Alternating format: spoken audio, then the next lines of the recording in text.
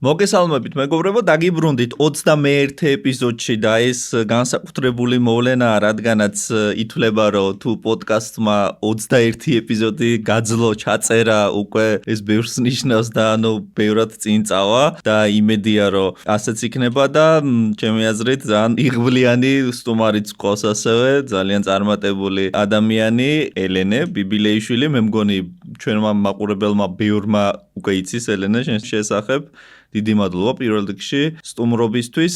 შეგახსენებთ მეგობრებო, რომ წინა ეპიზოდში ჩვენ ვსაუბრობდით სტარტაპ ჰეპტიქსზე და შედარებით მცირეხნიანი ეპიზოდი გამოგვივიდა, ძალიან საინტერესო, მაგრამ მოკლეხნიანი, თუმცა ვერ გავწურეთ ბოლომდე ყველა საკითხი, რაც ჩვენს ინტერესის სფეროში იყო, რადგანაც უფრო მეტად ტექნოლოგიური მხარე მიმოიხილეთ ლუკასთან ერთად, თავის საქმის პროფესიონალთან ერთად, მაგრამ ჩვენ გვინდოდა კიდე საუბარი, ასე ვთქვათ, უფრო ბიზნეს მხარეზე, პროდუქტის მხარეზე და მარკეტინგის მხარეზე და ვინ თუ არა ელენე შესანიშნავი კანდიდატი იქნებოდა, რომ ესაუბრა ამ სტარტაპის ზუსტად ამ განზომილებაზე და გულწრფელად და სიმართლე რო ვთქვა, ელენესგან, ასე ვთქვათ, რაღაცა დაკითხვა უნდა მოუწყო ხა, რადგანაც ბევრი სხვა თემა არის, რის შესახებაც ჩემი აზრით შეუძლია შესანიშნავად საუბარი დიჯიტალ მარკეტინგის სფეროში, ციფრულ სამყაროზე და ასე ვთქვათ, ბევრ სხვა საკითხზე გზადაგზა მომზადებული მაქვს და ვკითხავ და ასე ვთქვათ, ვიმსჯელებთ ამ საკითხებზე. მინდა რომ სანამ გადავიდოდე ელენესთან ცოტა ხანი დავაყოვნო რამდენიმე წუთი და რამდენიმე საკითხზე გავამახვილო თქვენი ყურადღება. პირველ რიგში ხო, როგორც ყოველთვის, იცით რაც უნაქნათ, აი ქვემოთ რო არის ის გამოწერა და ასე შემდეგ ღილაკები, არ უნდა დავიწყდეთ არც ერთ არხზე ამისი გაკეთება და დამიტოვოთ უკავშირი, რადგანაც ძალიან მნიშვნელოვანია ეს ჩვენთვის. მეორე რიგში ჩვენი ტუტორიალების სერია ძალიან წარმატებით მიდის. ეს ეპიზოდი რო გავა უკვე მინიმუმ 2 ახალი ტუტორიალი იქნება დადებული და ძალიან სერიოზულ თემებზე ვარ ჩერკინებული და მე ისეც დაგკვირდით, რომ აი იანვრის ბოლომდე ბევრი თქვენგანი ვინც გამომყვებით დაიწყებთ AI აგენტების შექმნას N8N-ის პლატფორმაზე და პრინციპში მეტი მე მგონი არაფერი არ უნდა მეთქვა, არაფერი მავიწყდება, ხო, გარდა ერთისა, რომ აი მე და ელენე კი ვისაუბრებთ, მაგრამ მაყურებელიც რო ჩავაყენოთ საქმის კურსში, ჩემი ინტერესის სფეროს რა წარმოადგენს, აი ამაზე მინდა გავამახვილო ყურადღება. რაღაცნაირად დიჯიტალ მარკეტინგი, უпроსტად ციფრული მარკეტინგი და ხელოვნური ინტელექტი შეეზარდა ერთმანეთს და გადაეჯაჭვა ერთმანეთს, მაგრამ რაღაცნაირად თითქოს მაინც არ არის სტრუქტურირებული, კარგად ჩამოყალიბებული, სად რას ვიყენებთ, როგორ ვიყენებთ, რატომ ვიყენებთ და რა მიმართულებით მიდის. ეხლა მე ბევრჯერ გამიზიარებია ელენე მაყურებლისთვის ყველა არხზე ჩემი შეხედულება, რომ ცოტა ზედაპირული წარმოდგენები აქვს განსაკუთრებით კონტენტის გენერაციის კუთხით. აი მე მგონი ყველა მიცის უკვე ჩემი აზრები, იმიტომ რომ ძალიან არ მომწონს ბევრი რაღაცა, რაც და როგორც ხდება და ჩემი აზრით აი შენ უკეთ გაგვარკვევ ამ საკითხებში შენეული ხედვით და მოკლედ სანამ გადავიდოდე საბოლოოდ ელენესთან ამ საკითხებზე სასაუბროთ, მინდა აღვნიშნო და ძალსახად გითხრათ, წინაზეც გითხარით, ჰეპტიკი არის ჩვენი პარტნიორი ორგანიზაცია, მხარი დაგვიჭირა ერთ სხვა სტარტაპთან ერთად ის ცალკე, დიფრენკი ასევე და მინდა რომ ესეც ორი სიტყვით აგიხსნათ რა. შეიძლება ვიღაცისთვის ძალიან ცოტა რაღაცას ნიშნავს, რომ ვიღაცას მხარს უჭერს, მაგრამ ჩვენ, რომლებიც ამდენითვის მანძილზე ძალიან ბევრს ვშრომობთ, რომ ძალიან მაღალი ხარისხის კონტენტი შევქმნათ და ძალიან დიდ ენერგიას მოითხოვს კონტენტის შექმნა დამერწმუნეთ. ღამეების თენებასაც და ბევრ ფეილსაც, რომ რაღაცა დონის კონტენტი დაიდოს. აი ამ გზაზე, როცა სტარტაპი ინიციატივას იჩენს და მხარს გიჭერს, რაც არ უნდა იყოს, როგორც არ უნდა იყოს და ჰეპტიკი ნამდვილად კარგი პარტნიორია ამ მიმართულებით, ძალიან ბევრს ნიშნავს და აი ამას მინდა გავუსვა ხაზი, რომ ბევრს ნიშნავს და ძალიან მადლიერი ვართ ორივე სტარტაპის, რომელსაც მხარდაჭერა გამოგვიცხადა და ძალიან დიდი, ასე ვთქვათ, მხარდაჭერა ვიგრძენით და ძალიან წაადგა ჩვენ საქმეებს და ამიტომ ამისთვისაც გულითადი მადლობა, გააზრებული მადლობა, ასე ვიტყოდი და არა ზედაპირული მადლობა ელენე. და შეგვიძლია დავიწყოთ ჩვენი საკითხები. მადლობა შენს, რომ დაგვთანხმდი ამ პარტნიორობაზე და ესეთი საინტერესო თანამშრომლობის მოდელი გამოგვივიდა, ასე ვთქვათ, იმიტომ რომ ორივე მხარისთვის მნიშვნელოვანია ერთ ინდუსტრიაში ვართ, ერთ სფეროში ვართ, ერთი თემები გვაინტერესებს და ისეთი აუდიტორია ყავს, რომელსაც რაღაც ღირებული შეიძლება რომ ორივე მხრიდან მივცეთ. ამიტომ ჩვენთვისაც ძალიან საინტერესოა და მადლობა შენს ასევე მხარდაჭერისთვის და მიხარია ყოფნა. მართლა საინტერესო თემები გვაქვს, ასე ვთქვათ, განსახილველი და ვფიქრობ, რომ ცოტა უფრო კრეატიულად და ორიგინალურად შეიძლება შევხედოთ ერთის მხრივ ამ უკვე თითქოს ყოველდღიურობაში შემოსულ AI-ს, მაგრამ ამავდროულად ჯერ კიდევ ბევრი რო გვაქვს სასწაული და დასამუშავებელი და გასათვითცნობიერებლები ვართ, ასე ვთქვათ, აი ზუსტად და სწორედ არიშულება როგორ მოუძებნოთ ჩვენს საქმეში. დიჯიტალ მარკეტინგში შეგვიძლია ვთქვათ, რომ AI მართლაც ერთ-ერთი ყველაზე მნიშვნელოვანი კომპონენტი არის დღეს, რაც თამაშობს გადამწყვეტ როლს, რომ დღეს ციფრულ სამყაროში იყო წარმატებული. შენ აღნიშნე, მგონია რომ ზუსტად აი მანდ უნდა გავაკეთოთ ხაზგასმა რა. დიჯიტალ მარკეტინგი ძალიან დიდი სფერო არის, ბევრ მიმართულებას მოიცავს და შესაბამისად AI-ის გამოყენებას ძალიან ბევრი მიმართულებით შეგვიძლია.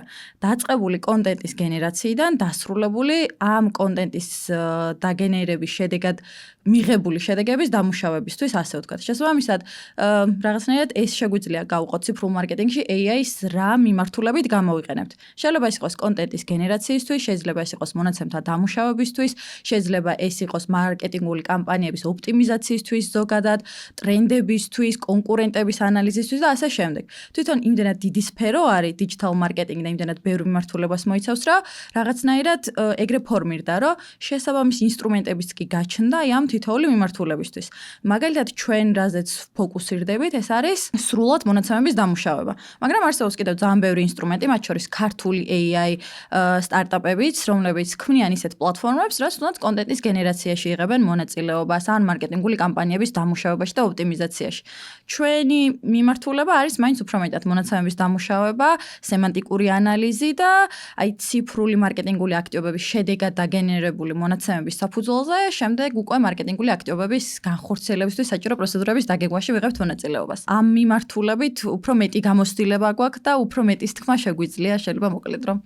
ხო, ის ჩვენ წინაზეც ბევრი ვისაუბრეთ ამაზე, ჰეპტიკზე, ხაზგასმა გავაკეთეთ, რომ ძალიან მნიშვნელოვანი იყო, მე და ლუკა როცა ვსაუბრობდით, რადგანაც ყველა მიცით სიმართლე რაც არის რეალურად ციფრულმა მარკეტინგმა ბოლო წლებში თითქოს მარტო რიცხვებამდე დაიყვანა ყველაფერი და თითქოს რაღაცა ძალიან მშრალი გახდა, რაღაცა სიღრმე მოაკვდა და აი თქვენ რა წერტილსაც ურტყამთ, ჩემი აზრით ეგ არის ძალიან მნიშვნელოვანი, რომ ფიდბექების კოლექტირება, შეკრება, ანალიზი და ღრმა ანალიზი თუნდაც მერე რიცხვებამდე დაყვანაც ეგ და მოკლედ გავშალეთ ეს საკითხი და ხო, AI-ის გამოყენების ყველაზე სწორი ფორმების პოვნა მარტივი საქმე არ არის და არათუ პოვნა მერე სტარტაპათაც ქცევა, ეს კიდევ უფრო რთულია და აქედან გამომდინარე ძალიან ხო, რეალურად აი ამ ნაწილში ალბათ ის უნდა ვთქვათ, ინდუსტრია რა გამოწვევს წინაშე დგას, იმიტომ რომ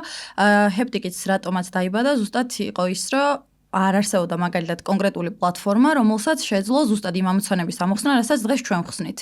ჩვენ ვაკეთებდით ძალიან დიდ ციფრულ მარკეტინგულ პროექტს, ვემუშავებოდით დაახლოებით 100-მდე კომპანიას და გვინდოდა ქართულ ენაზე, ყველანაირი გეოგრაფიული არეალით, ყველანაირ ციფრულ არხზე ქონოდა სემანტიკური ანალიზის გაკეთების საშუალება. და სამწუხაროდ სხვა ანალიტიკური ხელსაწყოები ამას ვერ უმკლავდებოდნენ. მაგ დროს გადავწყვიტეთ, რომ მოდი ჩვენ გავაკეთოთ, თუ კი მარკეტს ეს აკლია, ასე ვთქვათ. ამიტომ რაღაც აი ამ გამოწვევების პოვნა მართლა ერთ-ერთი ყველაზე მნიშვნელოვანი ნაწილია და თან, აი როგორც შენ აღნიშნე, ის რომ რაღაცა ცოტა უფრო მშრალი გახდა ეს მონაცემების დამუშავების ნაწილი, მაგაში გეთანხმები, იმიტომ რომ დღეს ემოციური ანალიტიკა არც ისეთი ცნობილია თვითონ როგორც ცნება რა მარკეტინგში. იმიტომ რომ აი მაგალითად მე ყოველთვის ამას ვამბობ, რომ დღეს ციფრული მარკეტინგი აღარ არის უბრალოდ ციფრული მარკეტინგი რა, დღეს არის მონაცემებზე დაფუძნებული ციფრული მარკეტინგი, იმიტომ რომ აღარავის აღარ უკვირს, როცა ბრენდები ან ორგანიზაციები მაგალითად რეკლამებს უშვებენ ან პოზიციონირებენ ციფრულ მედია არხებზე. პროცესებზე. დაახლოებით 10 წლის წინ, უფრო მეტი 15 წლის წინ ეს ცოტა გასაკვირი შეიძლება ყოფილიყო, რომ აი რაღაც კონკრეტულ პლატფორმას იყენებდა ან ორიგინალურ კონტენტს ქმნიდა. მაგრამ დღეს არავის აღარ უყვირს ეს, იმიტომ რომ იმდენად სწრაფად ცვალებად გარემოში ვხვდებით და ზოგადად აუდიტორიაც შეიცვალა. დღეს აუდიტორია უფრო სკეპტიკურია, უფრო სწრაფად ჭირდება პასუხები, ინფორმაციის მოძიებაც უფრო სწრაფად ჭირდება, უფრო ხმაურიანია რა ყველაფერი. ამიტომაც ბრენდებისგან შემოთავაზებული ეს მარკეტინგული აქტივობები უფრო მეტად, ასე ვთქვათ, ემოციაზე დაყრდნობილი უნდა იყოს, ვიდრე უბრალოდ რაღაცა ინოვაციაზე ან ორიგინალურობაზე, რაც თავის დროზე ძალიან კარგად მუშაობდა. დღეს ეს ორიგინალურობა და კრეატიულობა მართლა აღარავის აღარ უყვირს. მთავარი არის, რომ აი იმ ემოციას მიწვდეს ეს ჩვენი კრეატივი და ორიგინალურობა, რაც მოხმარებელს იმ კონკრეტულ მომენტში აქვს. და მაგაში გვეხმარება ზუსტად ეს სემანტიკური ანალიზი, ემოციური ანალიტიკა, სადაც მარტო რიცხვები არ შემოდის და შემოდის ამ რიცხვების ინტელექტუალური ინტერპრეტაციაც რა. აი მე მგონია, რომ დღეს ყველაზე მნიშვნელოვანი არის ამ მონაცემების ინტელექტუალური გააზრება მოვახდინოთ. ანუ ვიპოვოთ ის ემოციური გადააზრების ფონი ზოგადად, ან სემანტიკა დავინახოთ რა, იმ ყველაფერში, რასაც მოხარბლები აკეთებენ და არ მხოლოდ რიცხვები.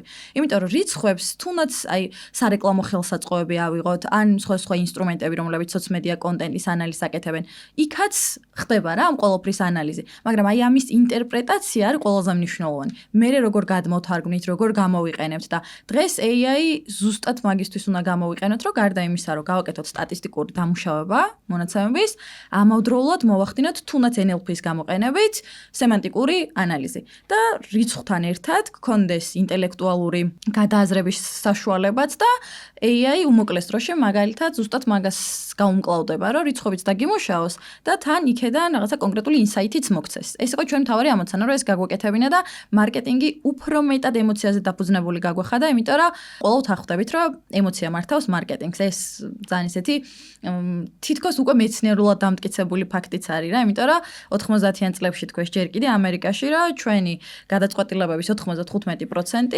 იმართება ემოციებით და ბევრი კვლევა ამას ადასტურებს. რაც არ უნდა იმას ვამბობდეთ, რომ რაციონალურები ვართ და რაციოთი ვცდილობთ, რომ ვიმართებოდეთ, ასე ვთქვათ რა. ამიტომ აი აქ ემოციების როლი ძალიან დიდი დოზით არის. სადაც ემოცია არის, იქ როცა უკვე მანქანური სწავლება შემოვიდა, NLP მოდელები არის და შეგვიძლია რომ data mining ალგორითმებით, ასე ვთქვათ, მაგ სიღრმემდე ჩავიდეთ, აი ეგ გადავწყვეტეთ, რომ მოდი მარკეტინგს ცოტა სხვანაირად მივუდგეთ და მაგიტომ იდეაში ეს ანალიტიკური მოდელი მოვიფიქრეთ, ასე ვთქვათ, რომელიც როგორც ასეთი know-how არ ყოფილა თავისი მექანიზმით და სისტემით, იმიტომ რომ რამდენიმე კონკურენტი გვყავს, მაგრამ ჩვენი მთავარი დანიშნულება და მიზანი, ასე ვთქვათ, ის იყო, რომ მათ რაც არ ქონდათ, აი ზუსტად ეგ ქონოდა და ეგ გეფი ამოგვევსოდა. ეგენი გავაკეთეთ იდეაში შეგვიძლია თამამად ვთქვათ და ეხლა ცოტა სხვანაირად ვუდგებით ამ მონაცემების დამუშავების ამბავს და ძალიან გვიხარია, რომ შეგვიძლია თამამად ვთქვათ საქართველოში ვართ პირველები, რომლებიც აი ამ კუთხით ვამუშავებთ, ასე ვთქვათ, მონაცემებს. რა თქმა უნდა, კიდე ბევრი იდეა გვაქვს, კიდე გვინდა რომ ბევრი თუნდაც AI მოდულები ჩავრთოთ პლატფორმაში, მაგრამ მთავარი არის, რომ ამ გზაზე დავდექით და უკვე ისეთ ასე ვთქვათ სისწრაფეში ვართ და უკვე ისეთი გეზი გვაქვს აღებული, რომ მანდ აღარ გავჩერდებით. კი, ძალიან კარგია და აი არ ვიცი, აყურებელს მივმართავ ხა, რაც ლაპარაკა ელენემ, აი ორი ხელით ვეთანხმებით თითქმის ყველა საკითხში.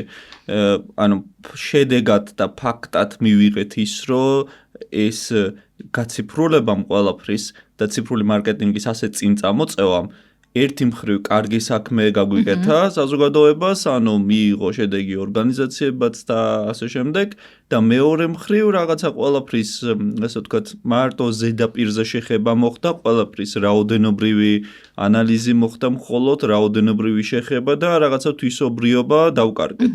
ასე ვთქვათ და რაღაცა ის სიღრმე დაეკარგა თითქოს მარკეტინგს და ის ტრადიციული ფორმით მარკეტინგი, რაც იყო ძალიან გამორჩეული და შეროზეს ლაპარაკობ ხა, რაც ემოციებს ეხებოდა და მართლა რაღაცა ფილოსოფიის და რაღაცის დანახვა შეიძლებოდა და ამოღება.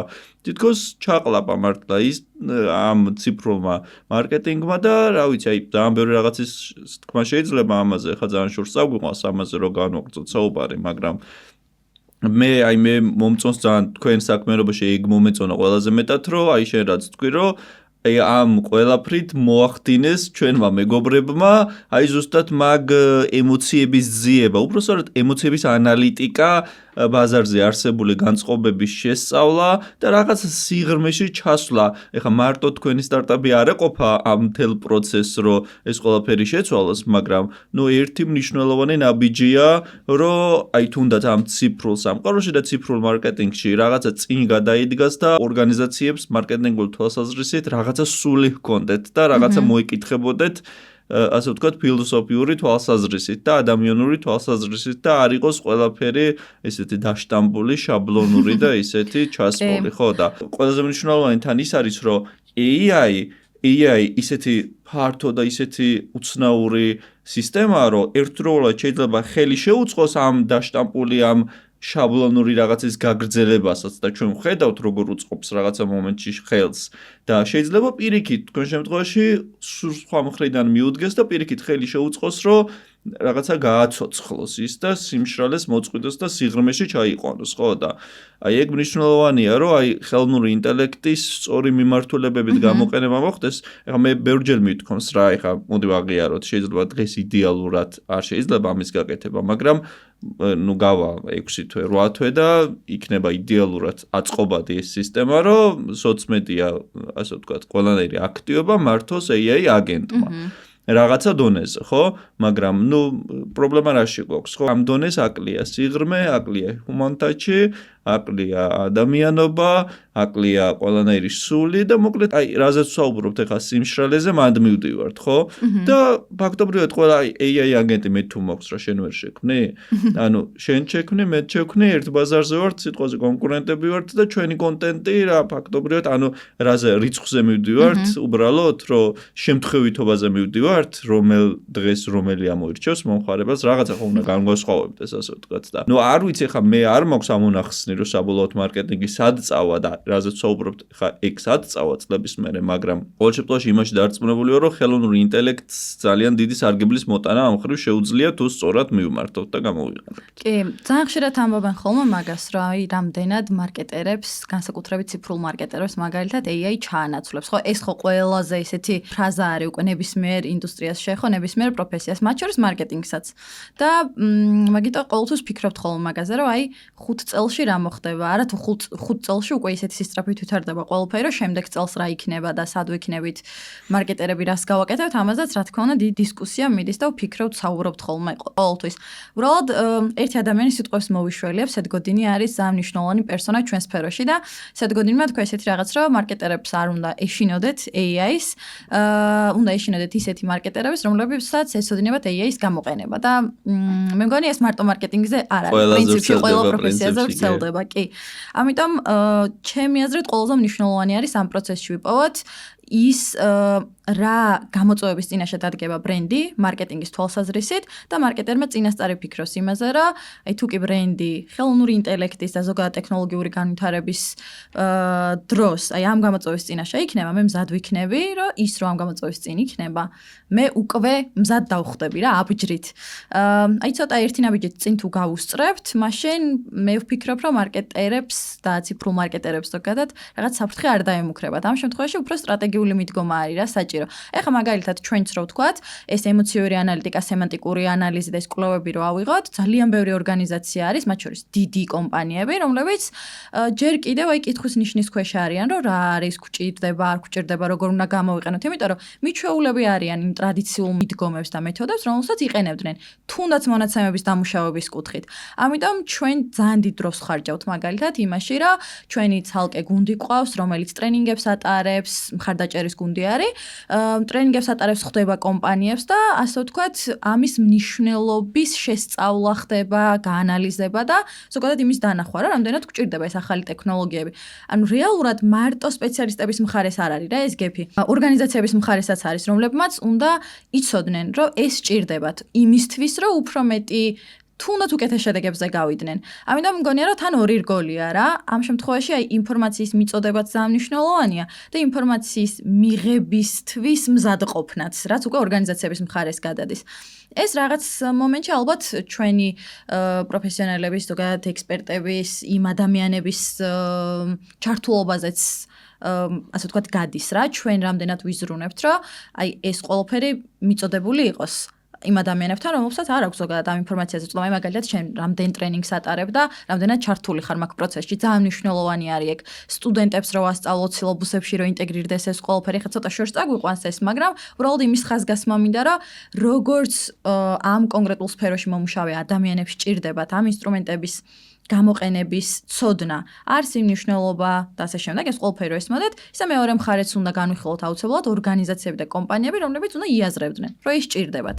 მაგრამ ხო, მან მე ის შემოდის რა, რომ რაღაც მომენტში ჩვენი როლიც არის, რომ დავანახოთ თან, რომ იცი რა, ეს შენ გჭირდება და ცოტა დიდ დროს მოითხოვს, მაგრამ საჭირო ეტაპია რა, უნდა გავიაროთ, რომ ამ ორგანიზაციებმაც ეგ ყველაფერი იცოდნენ. და როცა უკვე მე ორივე რგოლი შეთამაშებული არის, მე უფრო მარტივად მიდის პროცესები, ამიტომ ეს გამოწვევაც მე მგონი არის ინდუსტრიაში ჯერჯერობით. ხო, იცი რა მინდოდა არ გაგაწყვეტინე, რის თქმა მინდოდა, ანუ მარკეტერებს უნდა ეშინოდეთ მარკეტერების, რომლებაც AI-ის გამოყენება იციან, მაგრამ ჩემი აზრით არ უნდა ეშინოდეთ მარკეტერების, რომლებაც AI-ის გამოყენება იციან და იციან ძალიან კარგად copy-paste. მაგათი არ უნდა ეშინოდეთ.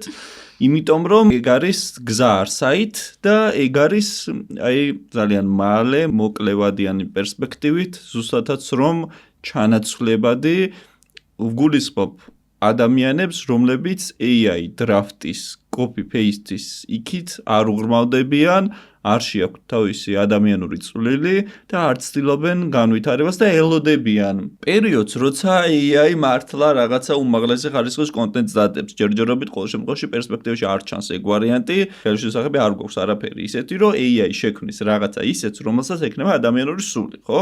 მაგაში მე მგონი ყველანი დამეთანხმებთ. არავინ არ შემეწინააღმდეგებთ. თუ შემეწინააღმდეგებთ, შეგიძლიათ კომენტარებში დამიტოვოთ. ხო? ყოველ შემთხვევაში ამ წუთში არ არის და არც ერთი წლის პერსპექტივაში ეს არ ჩანს. ხო?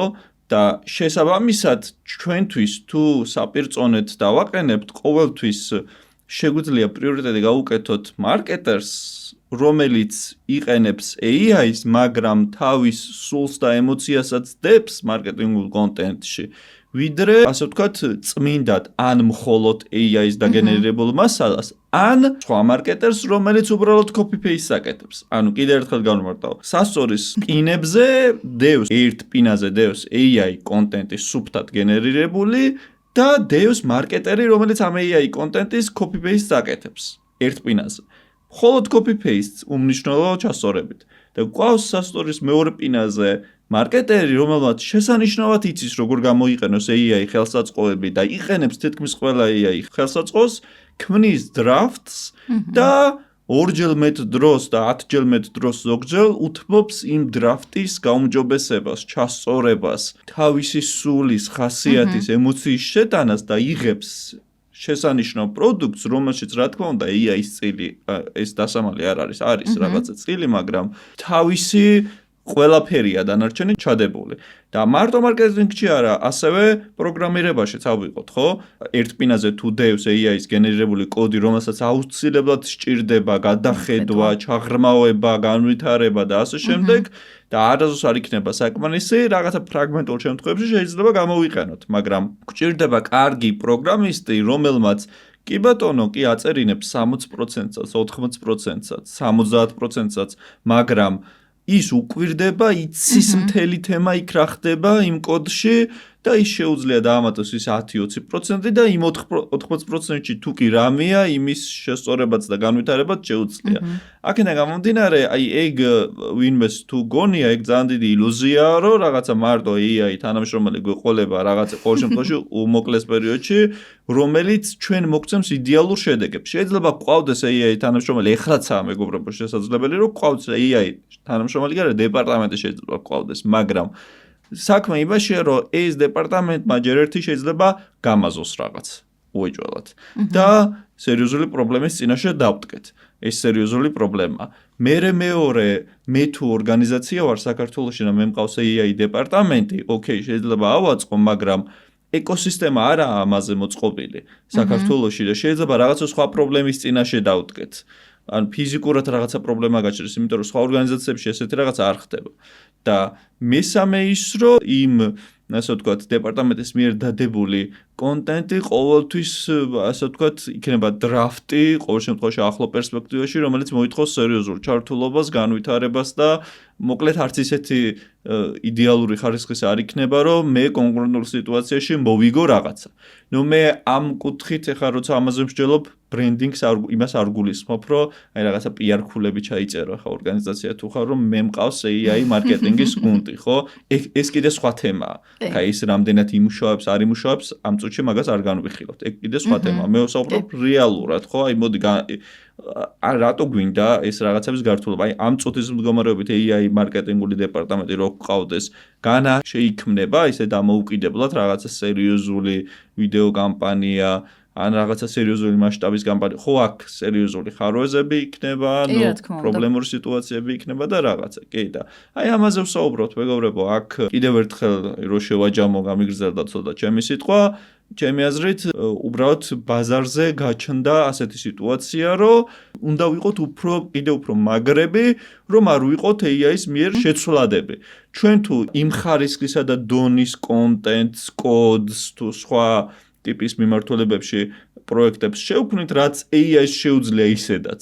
მაგ შემთხვევაში კი მარტივად შეცვლადები ვიქნებით. ამიტომ ჩვენი მისია რომ რაღაცნაირად ვიყოთ უფრო მაგრები კიდე და დავამტკიცოთ და წარმოაჩინოთ ჩვენ ის ადამიანური, რაც AI-ს არ შეუძლია ამ წუთში და პერსპექტივაშიც რა სიტუაცია იქნება კაცმა არ იცის ჯერჯერობით ყოველ შემთხვევაში. კი, ზუსტად. და თან ის ძალიან მნიშვნელოვანია ამ პროცესში გავიაზროთ, რომ ჩვენ რაც უფრო აქტიურად ვიქნებით ჩართულები AI-ის განვითარების პროცესში. ხო, სულ მაგას ვამბობთ, რომ AI-ს უნდა ვასწავლოთ, უნდა დავატრენინგოთ, უფრო მეტი ინფორმაცია მივიცეთ, რაც უფრო მეც ვეტყვით, რაც უფრო მეტად ვიქნებით მაგაში ჩართულები, თვითონაც უფრო მეტად განვითარდება. შესაბამისად, აი მანდი ჩვენი ჩართულობის კოეფიციენტი ყველაზე მაღალი უნდა იყოს ზუსტად და პირიქით ეხლა არ უნდა დავეყრდნოთ მაქსიმალურად, აი როგორც ჩვენ თქვი რა, პირდაპირ AI-მ ყველაფერი გააკეთოს და всё, ჩვენ ხელები დავიბანოთ, ასე ვთქვათ და გამოვიდეთ საქმიდან. პირიქით, რასაც ვაკეთებინებთ, ორჯერ მეტი უნდა მოვთხოვოთ, ორჯერ მეტად უნდა ჩავერთოთ პროცესში, უფრო მეტი ვასწავლოთ, ვატრენინგოთ, დავამუშავოთ რა, კიდევ უფრო ჭკვიანი ტიპი გავხადოთ, ასე ვთქვათ რა, ნებისმიერი მიმართულება რაც არ უნდა იყოს. ამიტომ ჩვენი ჩართულობა მაგ პროცესში მართლა ძალიან მნიშვნელოვანი არის. მარკეტინგის თვალსაზრისით ძალიან ცალსახად შეგვიძლია ვთქვათ, რომ აი დღეს კონტენტის მიმართულება ცოტა დაიჩაგრა რა, რაღაცნაირად, იმიტომ რომ ძალიან ბევრი AI ინსტრუმენტია, რომელიც კონტენტის გენერაციაში იღებს მონაწილეობას. ვიზუალური მასალიდან დაწყებული, აუდიო მასალით დასრულებული, ნუ ვიდეო ფაილები და ყველაფრის გაკეთება შეგვიძლია უკვე.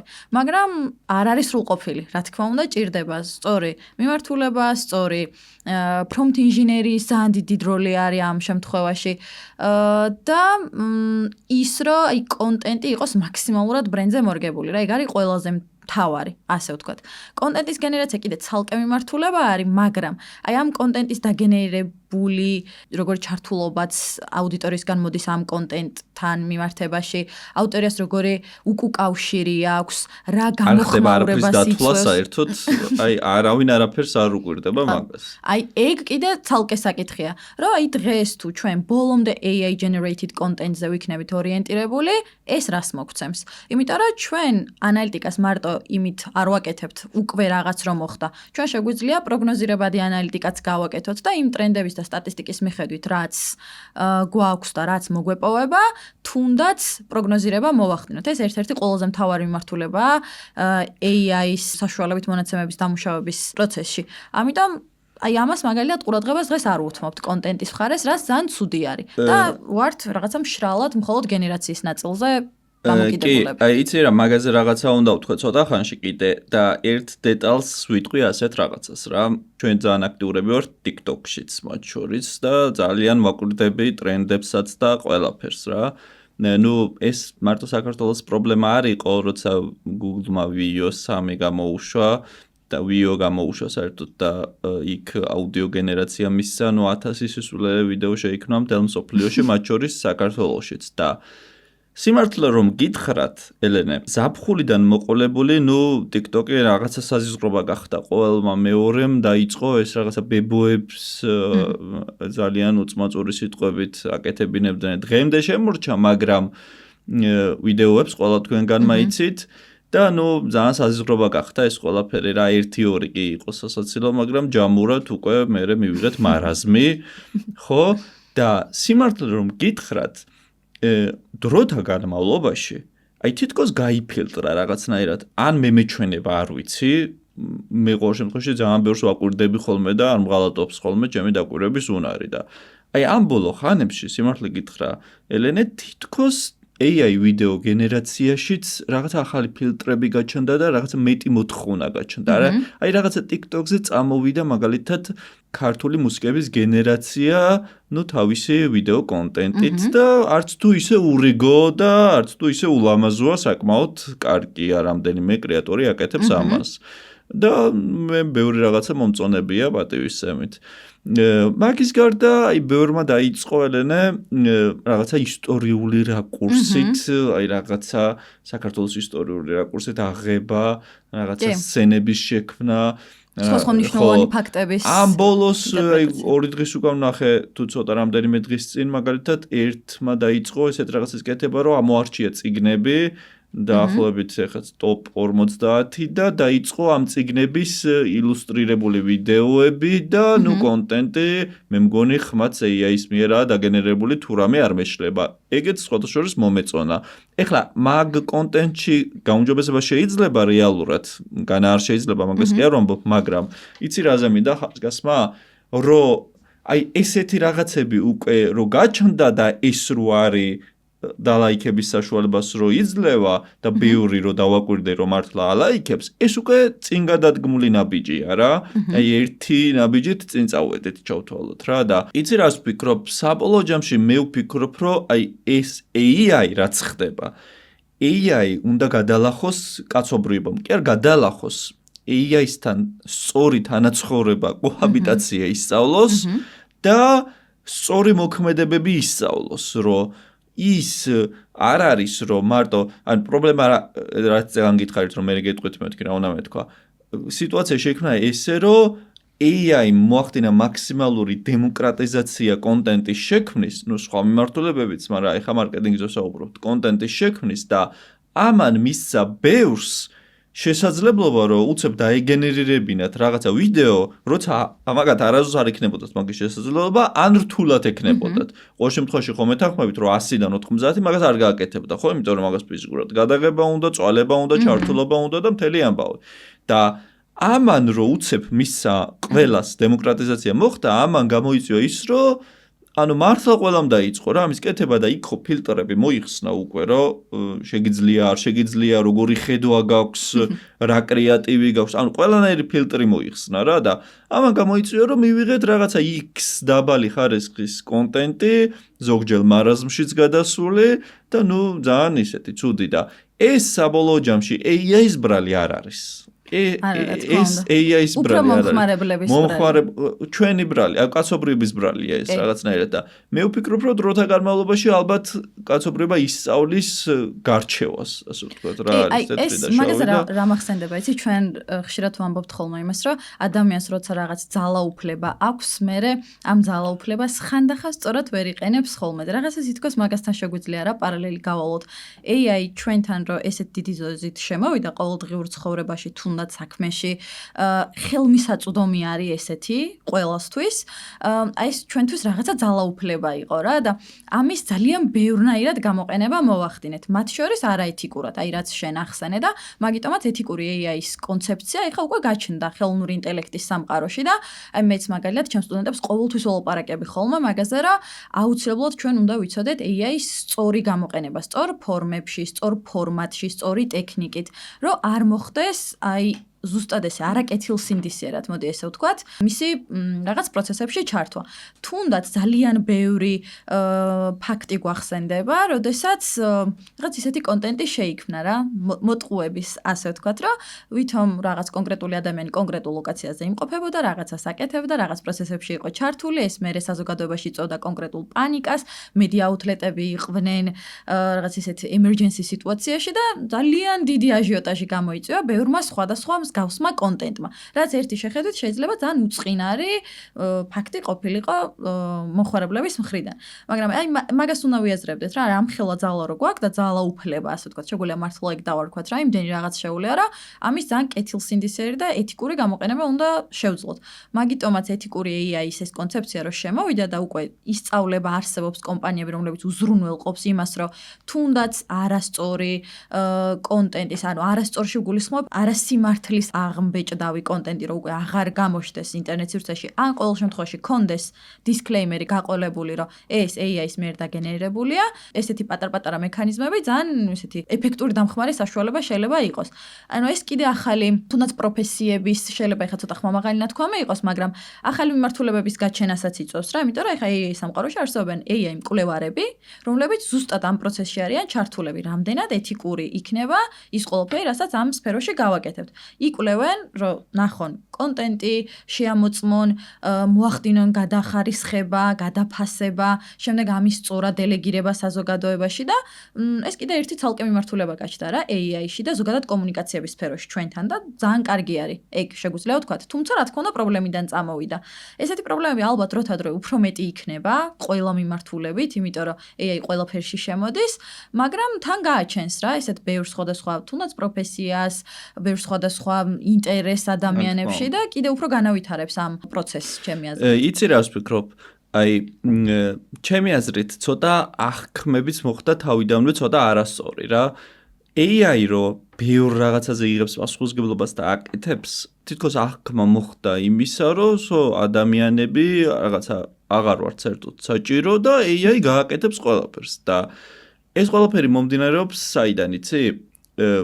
ნებისმიერი მიმართულებით საქმის სწორად წარმართვისთვის და კარგი შედეგების მიღებისთვის არის მუშაობა საჭირო, მუხლ-ჩაუხრელი და როგორც ქვია, ანუ მთელი ძალისხმევით, მთელი თავდადებით, სულით, გულით და ასე შემდეგ. ვერავინ ვერ შემეწინააღმდეგებით სამყაროში, რომ ეს ასე არ არის. ეს არის ურყევი ჭეშმარიტება ყველა მიმართულებით. პრობლემა მდგომარეობს იმაში, რომ ზოგიერთ ადამიანს ეს სამწუხაროდ ეზარება. ზოგს არ შეუძლია, ზოგს ეზარება და შეიძლება ზოგიერთს არა და ბევრსაც, არ ვიცი, და AI-ის შემოსვლისთანავე, რატომღაც ბევრ ადამიანს გაუჩნდა, ასე ვთქვათ, ასეთი ხედვა და ინტერესი, რომ მორჩა ეს deep work-ის, ანუ ღრმა მუშაობის საჭიროებაც გაქრა საერთოდ და AI გააკეთებს ახლა ყველაფერს და ის ხო, ამან გამოიწვია შიშებიც ვიღაცების და მოკლედ აი მთელი ამბები, მაგრამ ეს აბსოლუტურად არასწორი აღქმა და არასწორი მიმართება, იმიტომ რომ როგორც შენ აღნიშნე, ხო? მოდი საერთოდ სხვა სფეროს შევეხოთ, აი, ხო, შევეხეთ პროგრამირებას, მარკეტინგს, ავიღოთ ბიზნეს პროცესები, ხო? ბიზნეს პროცესები, რომელიც ხშირად დაკავშირებულია ხოლმე გადაწყვეტილებების მიღებასთან. აი, მე მithkoms ეგეთი რაღაცა ტრენინგებზე რა. ტრენინგებს როცა ვატარებ ხოლმე ხშირ შემთხვევაში შემომაქვს ხოლმე ტოპ მენეჯმენტთან, შემომაქვს ხოლმე ბიზნეს პროცესების ფრეიმვორკები, რომლებიც საერთოდ არა AI-სთან დაკავშირებული. და ვაკეთებ ამას რატომ? ნახე, AI-სთან რო შენ ბიზნეს პროცესებს განიხილავ და ასე ვთქვათ, რაღაცა გადაწყვეტილებებს ამუშავებ და რაღაცა. ჩემო ძმაო, ეხა რაღაცა შემიჯამე. ეს ხო არა, ფიზიკურად ხო უნდა გქონდეს რაღაცა ფუნდამენტური ცოდნა, რაღაცას იკვლევდე და იმის მიხედვით მე შენ ხელოვნურ ინტელექტთან მუშაობდე ღრმად. აი, ამას თუ არ აკეთებ, ძალიან რთულდება. იგივე პროგრამირებაში, რაზეც წეღავ ამბობდი, შენ თუ არ იცი ის კოდის სტრუქტურა, რას აკეთებს საბოლოო ჯამში, რა მიზნისკენ მიდიხარ, მაშინ ჯერჯერობით ის ყველაფერი არის სათამაშო. ეხა შეიძლება 3 წელიწადში არ ვიცი მე რა იქნება კიდე და საიტწავად. მე პასუხობ ამ წუთის მდგომარეობას, რეალურ ახლა რა მოცემულობაც არის, რომ ფუნდამენტური ცოდნა და ფუნდამენტური შრომა, რაც აი მართლა მუხლს ჩაუხრელად უნდა გააკეთო, ეგ მოცემულობა ამ წუთში შეცვლილი არ არის. უბრალოდ ამ გზაზე, ამ ფუნდამენტურ შრომის გზაზე, ჩვენ და საკეთილდღეოდ გაჩნდა რაღაცა ერთი ახალი ინსტრუმენტი, საკმაოდ ძლიერი და საკმაოდ ისტორიული და რევოლუციური, რომელიც ძალიან გვიმარტივებს ამ საქმეს. ოღონდ ეს ჩვენთვის უნდა იყოს мотиваცია პირიქით, რომ უფრო მეტ რაღაცაზე გქონდეს კონცენტრაცია და ამბიცია, ვიდრე ის არის. აი მე შემიძლია რომ ამბიცია მქონდეს მარტო იმაზე, რომ თუ მე რაღაცა X ხარისხის კონტენტს ვაკეთებდი აქამდე და ვდებდი სოციქსელებში, მე მქონდეს ამბიცია მაქსიმუმი, რომ ოკეი, ეს ოღონდაც მე აღარ გავაკეთო ეხლა და იგივე ხარისხი დადოს AI-მ და ამის მოგვარება შეიძლება, მაგრამ AI რო არის, ჩვენ შეგვიძლია გქონდეს ამბიცია, რომ მე თუ X ხარისხის კონტენტს ვაკეთებდი და ვდებდი, ეხლა AI-ის დახმარებით მე შემიძლია საერთოდ Z ხარისხი შევქმნა, რომელიც გაფრინდება, რა ისე მოვიხმარო AI ამაში. და ამ გზით წავიდე. აი ძალიან ხშირად ვცხოვრობთ ხოლმე მაგაზე, რომ მოკლედ რომ შევაჯამოთ რაც შენ თქვი, ფაქტობრივად არის ის, რომ AI-მ ცოტა გაგვაზარმაცა, ხო? მან მე მგონი ისე ზუსტად იმ ნაწილთან უნდა მივიდეთ, რომ AI-ის სწორი გამოყენება უნდა ვიცოდეთ და მარტო იმაში არ ითარგმნება ეს, რომ ეთიკური კონტენტი შევქმნათ და ეთიკურ ფარგლებში ვიყენებდეთ. ჩვენი პირადი განვითარებისთვისაც სწორად უნდა გამოვიყენოთ, რომ კი არ გაგვაზარმაცოს პირიქით, სრულიად სხვა ახალ მასშტაბებზე გაგვიყვანოს, ასე ვთქვათ. აი მაგალითად ჩვენი ჰეპტიკის გადმოსახედიდან რო ვთქვათ, ძალიან დიდი მონაცემების დამუშავება ხდება ჩვენთან. ნუ ეს პროცესი არის რა, რომ ვაგროვებთ მონაცემებს კონკრეტულ ბრენდებზე და სხვა თემებზე ინტერნეტში რა იწერება, მოგვაქვს ეს პლატფორმაზე, ამის სემანტიკური ანალიზი ხდება, ინტერპრეტაცია, გადამუშავება და ვაწვდით შემდეგ ორგანიზაციებს თუ ინდივიდუალებს, არ აქვს მნიშვნელობა, მათზე ან მათთვის საჭირო თემებზე რა დაიწერა. მაგრამ აი ჩვენ მაგალითად წავაწყდით ესეთ გამოწვევას, რომ მიუხედავად იმისა, რომ ესეთი ავტომატიზირებული სერვისი გქონდა და პროდუქტი ამას უმკლავდებოდა, რისთვისაც სხვა კომპანიას, სხვა შორის საქართველოში წავდა ადამიანი, რომელიც მანუალურად აკეთებდა ყველაფერს, ინტერნეტში ეძებდა კონკრეტულ სიტყვებზე, თემებზე, ბრენდებზე, ორგანიზაციებზე რა იწერებოდა, ამას იწერდნენ ხელით, საკუთარი ინტერპრეტაციით ამუშავებდნენ და ამაზე იხარჯებოდა თვეები. და ნუ ჰეპტიკი უკვე ამას აკეთებს მაგალითად რამდენიმე წუთში, თუნდაც. მაგრამ ამ შემთხვევაში აი რა პატარა გამოწვევასთან მივედით რა, რისი თქმა მინდა, რომ მიუხედავად იმისა, რომ აი ესეთი ავტომატიზირებული პროცესი იყო, მაინც მომხმარებლებს რაღაც დოზით უწევდათ, რომ მიღებული ინფორმაცია დაემუშავებინათ. იმ კუთხით, რომ იღებ ამ ინფორმაციას, მე იფიქრო რა, გაიაზრო, გადათარგმნო ეს რაღაც სტრატეგიულ გადაწყვეტილებაში და გქონდა რაღაც ისეთი მომენტები, როდესაც კონკრეტული იუზერები, ასე ვთქვათ, აი ცოტათი რაღაცა დროში წელავდნენ, ან აი უჭირდათ, ან მათთვის კიდე რაღაცა მანუალურ საქმესთან იყო ეს აკავშირებული რა.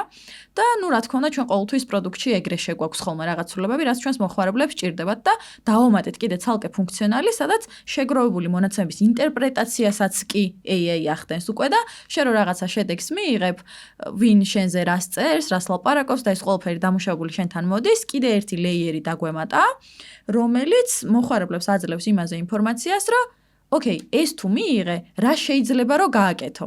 რომ აი მაგაზეც აღარ უნდათ რა, ასე ვთქვათ, იუზერებს ფიქრი. რაცა ცოტა ლოგიკური არის, იმიტომ რომ ერთი შეხედვით AI-ის, ასე ვთქვათ, აი სემანტიკური AI, ჰეპტიკის Insight AI, რასაც გაძლევს, ეგ ფაქტობრივად აი რო იფიქრო, არა მხოლოდ ჰეპტიკის AI, ისეც რა ზოგადად. რასაც გეუბნება ხელოვნური ინტელექტი. ხანდახან ფიქრობ ალბათ დამერწმუნება ჩვენ მაყურებელს, მგონია რომ ყველას უფიქრია ეგ, რომ ისე ხო, რა მარტივია, ამას მეც ხო მოვიფიქრებდი. მაგრამ აი თითქოს აი რაღაცა დროში გასწრებს, ან აი ისეთ feelings გიტოვებს რა, რომ რაღაც ახალს არ იგონებს, შენ თვითონაც მიხვიდოდი იქამდე, უბრალოდ სწრაფად აკეთებს რა მაგ ყველაფერს.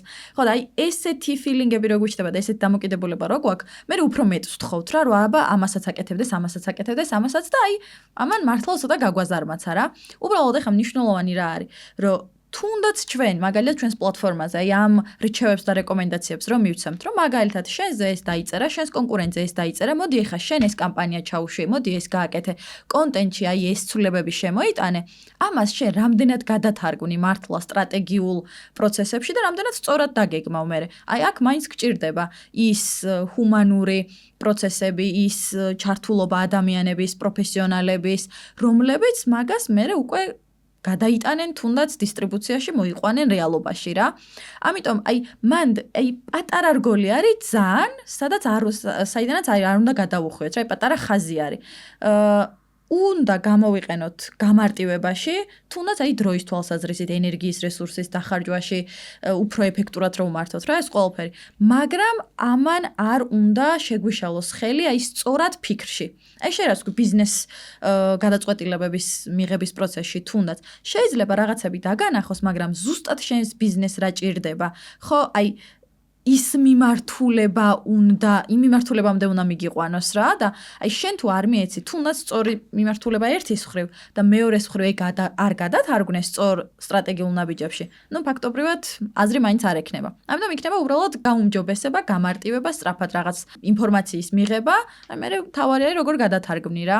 რო შევაჯამოთ ჩემი აზრით, ადამიანებმა უნდა დავისახოთ ჩვენი მთავარი მიზანი ყოველთვის უნდა იყოს, რომ ჩვენი თავის განვითარება მოვახდინოთ საუკეთესო ვერსიად და რაღაცა სერიოზულად ამბიციებს მოუმხოთ და დავისახოთ ძალიან დიდი ამბიციები და მივისწრაფოთ ეთიკითკენ და ყველაფერი დანარჩენი უნდა გამოვიყენოთ როგორც ინსტრუმენტები, წარმატებული ინსტრუმენტები, მათ შორის ხელოვნური ინტელექტი და თუნდაც ხელოვნური ინტელექტი დავიხმაროთ ჩვენი საკუთარი თავის განვითარებისთვის. რაღაცას რო დაგვიგენერირებს, ჩვენ შეგვიძლია ჩავეძიოთ, მოვიკულიოთ და რაღაცა დონეზე ავხსნათ ეს ყველაფერი სად და როგორ მივიდა იქამდე, ზოგჯერ შეუძლებელიც არის ეს, მაგრამ ყოველ შემთხვევაში ჩვენი თავის ასე ვთქვათ, განვითარებისთვის ეს მომენტი შეგვიძლია გამოვიყენოთ და აქედან გამომდინარე მადლობა ძალიან დიდი ელენე, იმიტომ რომ მე მგონი მეთანხმები, თითქმის ყველა მეთანხმება ხოლმე ამ ჩემ შეხედულებებში, მაგრამ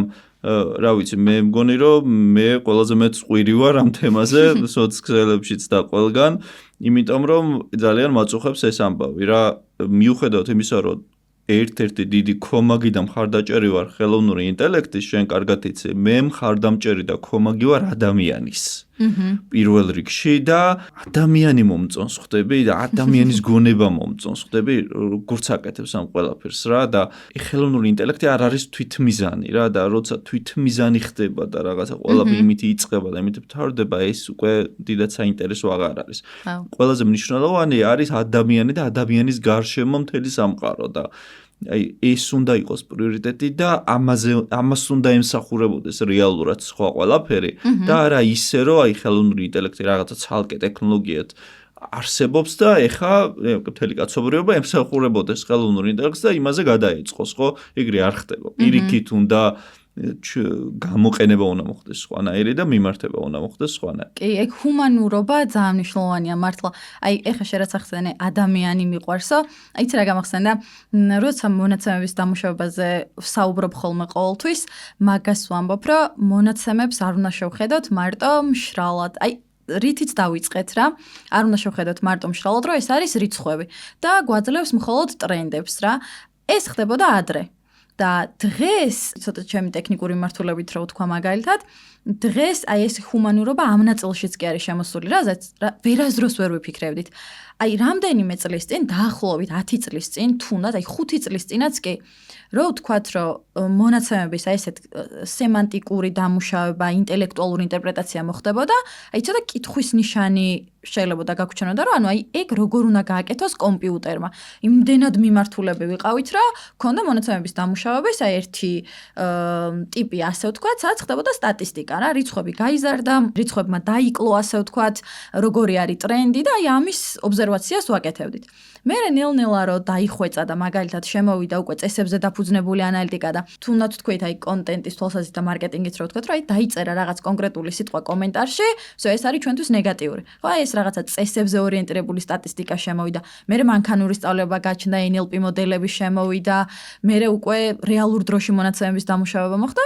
აი იმდენად ეს ყველაფერი ერთმანეთს აეწყო, რომ ეს ჰუმანურობა გაჩნდა რა ჩვენს სფეროში.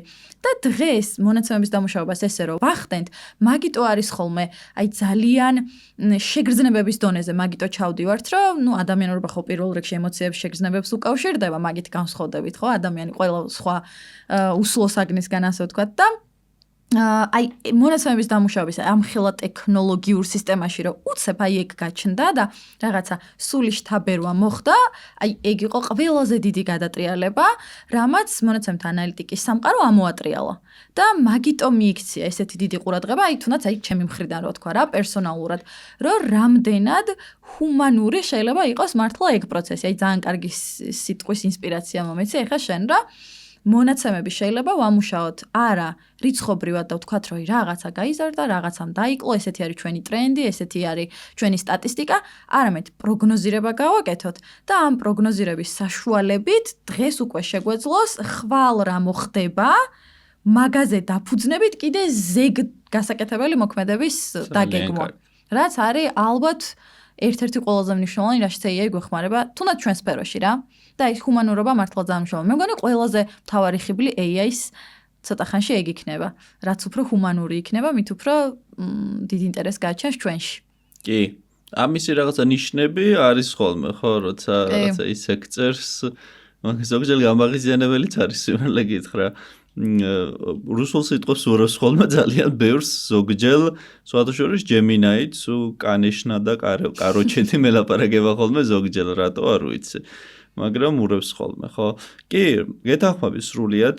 ძალიან კარგ გზაზე დგახართ, ასე ვთქვათ, ძალიან კარგ საქმეს აკეთებთ. და გულწრფელად, აი მართლა არ მიყვარს ზედაპირული და ასე ვთქვათ, არაპატიოსანი საუბარი იცის ჩემმა ასვენელმა სოციალებში და ყველგან ყოველთვის რასაც ვფიქრობ და როგორც ვფიქრობ, იმას ვლაპარაკობ და ვფიქრობ ნამდვილად და მჯერა რომ აი ესეთი მიმართულებები კიდევ ერთხელ დავაკონკრეტებ, თქვენ ამ სტარტაპით არ იწყება და არ მთავრდება ყველაფერი და ყველაფერს ეს სტარტაპი ვერ გააკეთებს, მაგრამ კიდევ ერთხელ ვფიქრობ, რომ ბევრ სტარტაპთან მაქვს შეხება. ყველა სტარტაპი, რომელიც აი რაღაცა აი ასეთ ფუნდამენტურ საკითხებს ეხება, ეძიებს და წყვეტს, ჩემი აზრით არის ძალიან კარგი, აქვს მომავალიც და არის ძალიან მნიშვნელოვანი. ამიტომ, რა ვიცი, რჩევაც, აზრიც, რეკომენდაციაც იქნება იმათთვის, ვინც AI სტარტაპებით არის დაინტერესებული,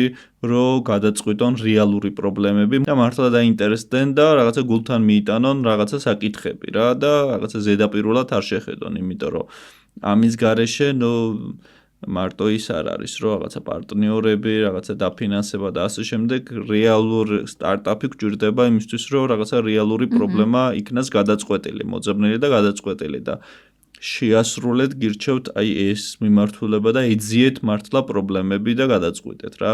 ძალიან დიდი წარმატებები მინდა გისურვოთ ელენე, 2 ეპიზოდი დაუთმეთ ჩვენთვის ძალიან საინტერესო სტარტაპს, იმედია მსმენელისთვისაც ძალიან საინტერესო ეპიზოდი გამოვიდა. მომავალში აუცილებლად ვისურვებდი კიდე რომ ერთი ეპიზოდი გავაკეთოთ სხვადასხვა მიმართულებით. ნახვამდის ჩვენ მსმენელსაც დავემშვიდობები, როგორც გითხარით, შესანიშნავად მიდის ჩვენი ტუტორიალების სერია, გიმზადებს ძალიან ბევრ ტუტორიალს. ასევე პოდკასტებსაც ჩავიწერთ ძალიან საინტერესოს, ძალიან კარგ ეპიზოდებს გიმზადებ თამაშიც და თქვენგან ველოდებით უბრალოდ არხის გამოწერას ყველა პლატფორმაზე და მხარდაჭერას. უკავშირს სხვა არ გაიგოთ, სხვა არანაირი თქვენი მხარდაჭერა არ გჭირდება, გარდა უკავშირისა და მოსმენისა, იმიტომ რომ ყველაფერს ვაკეთებ თქვენთვის და ასე ვთქვათ, ველოდებით თქვენგან გამოხმაურებებს. მადლობა შენ, ძალიან საინტერესო გამოვიდა და იმედია ჩვენი მსმენელისთვისაც საინტერესო და ეფექტური თემები მიმოვიხილეთ. მადლობა ელენე და ნახვამდის.